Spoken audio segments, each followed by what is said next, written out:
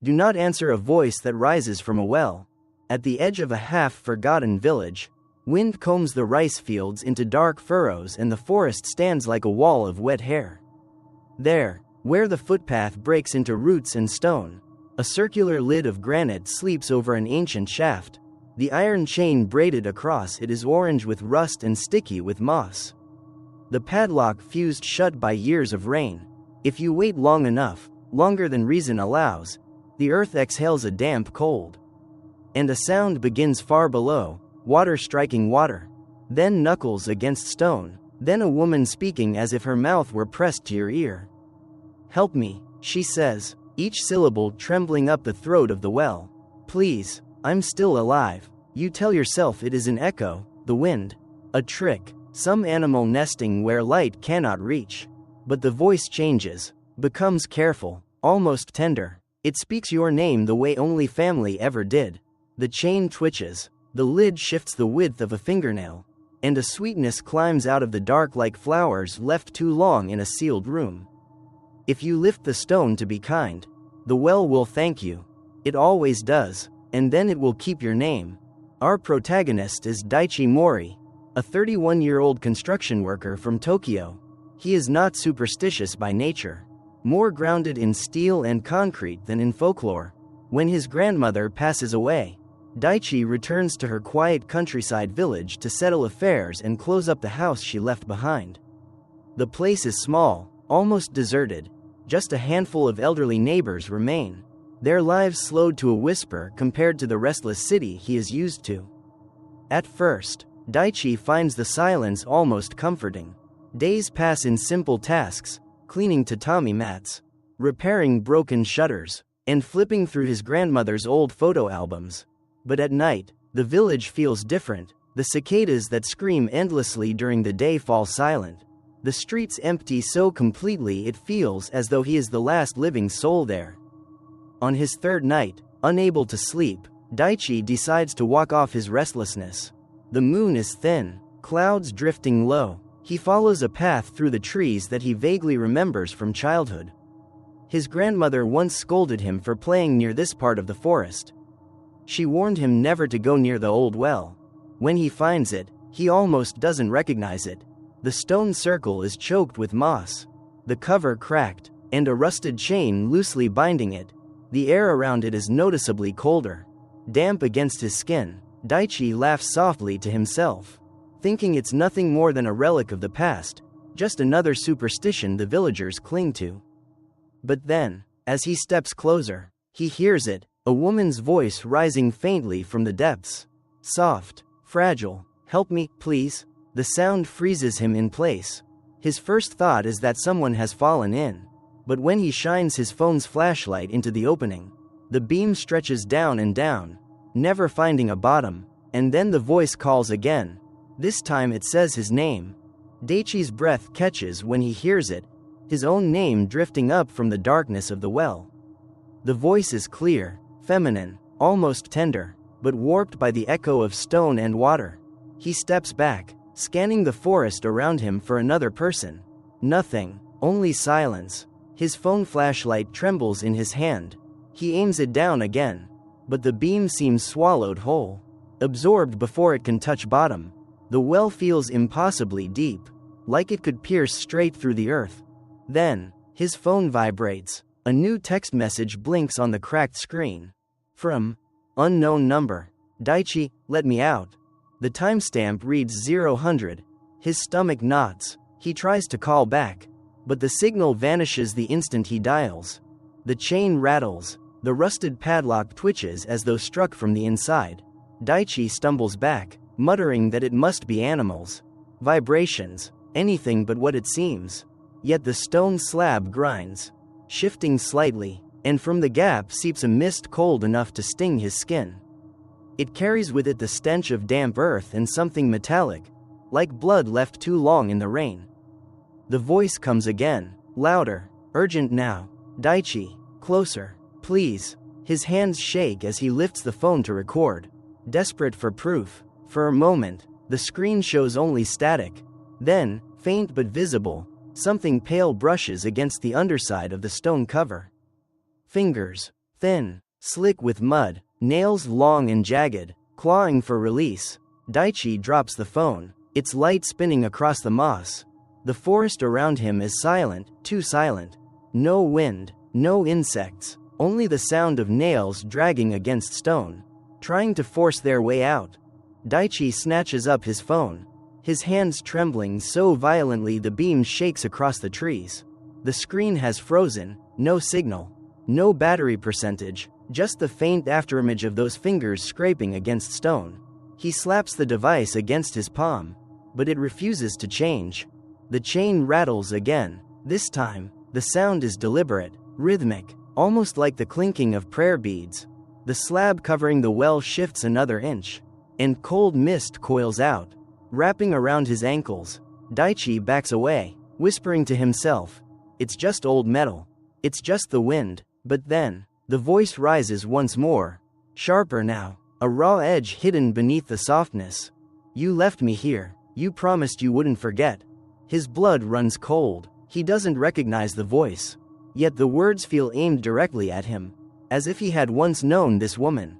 His grandmother's warning echoes in his memory, "Never go near the old well."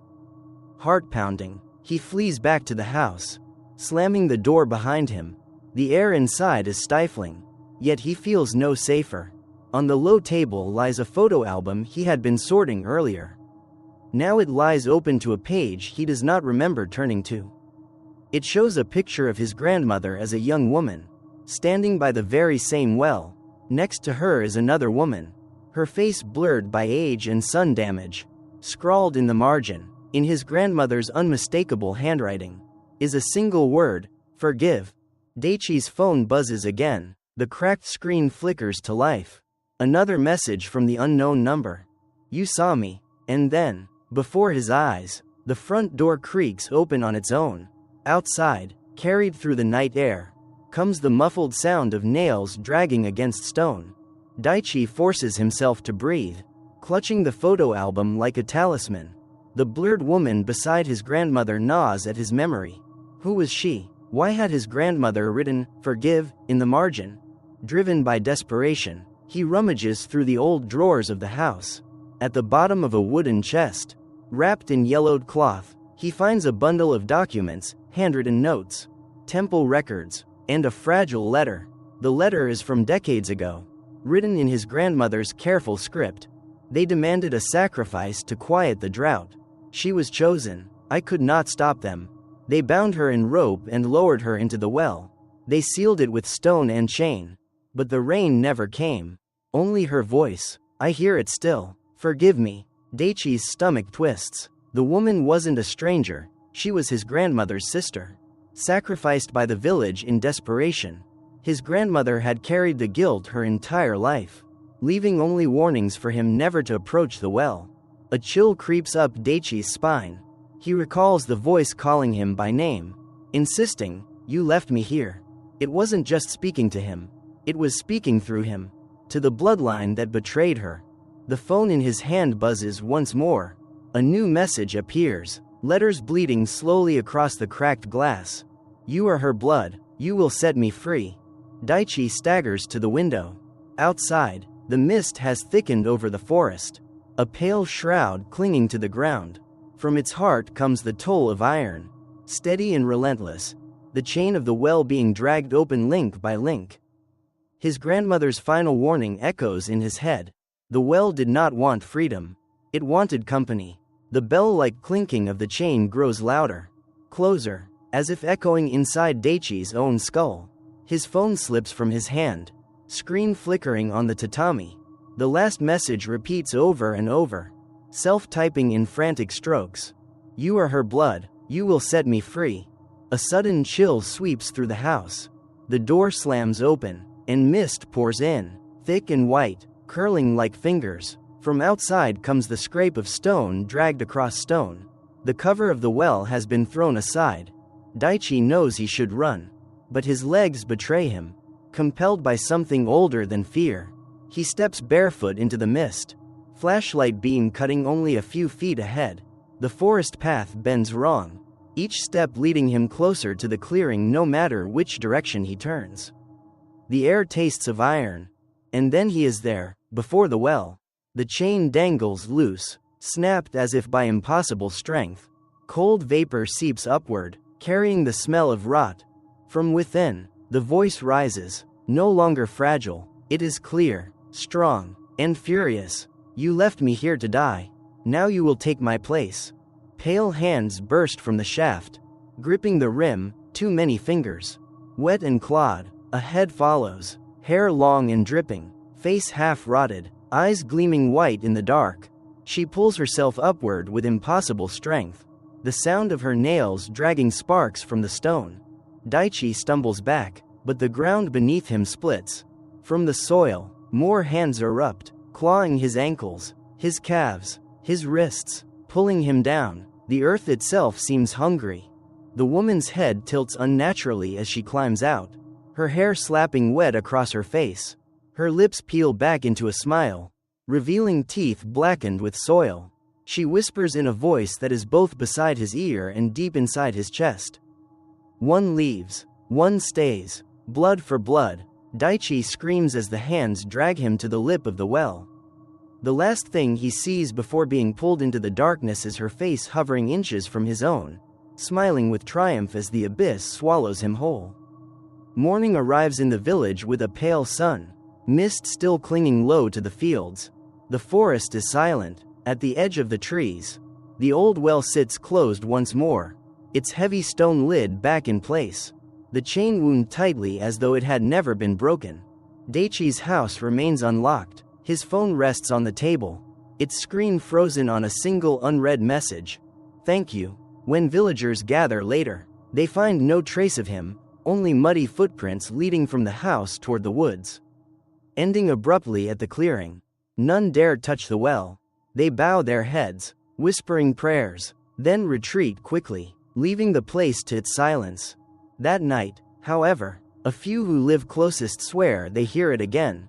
A voice from beneath the well, softer than before, layered with two tones. The woman still calls, but now another joins her, a man's voice, strained, broken, begging for release. From that night on, the bell-like rattle of the chain is heard more often.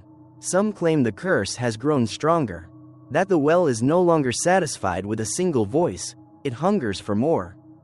And if you walk too close under the midnight fog, you might hear your own name whispered from the darkness below, inviting you to join the others who never came back.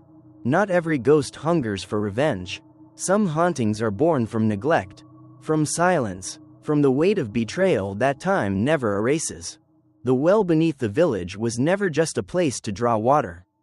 It became a grave, a cage for a sacrifice made in fear.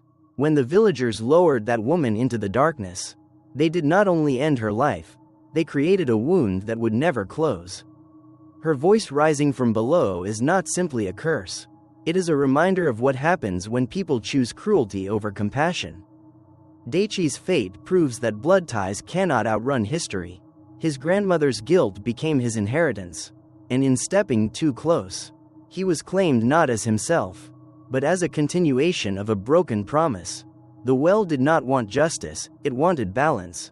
One voice for another, one betrayal for another. The horror lies not only in the hands that pulled him down, but in the truth they reveal, that evil is not always born in shadows, but in the choices of ordinary people. Choices buried and forgotten until they return, demanding to be heard. So if you ever stand near an old well, and a voice calls your name, remember, some cries for help are not meant to be answered. Because once you lean close enough to listen, the darkness already knows who you are.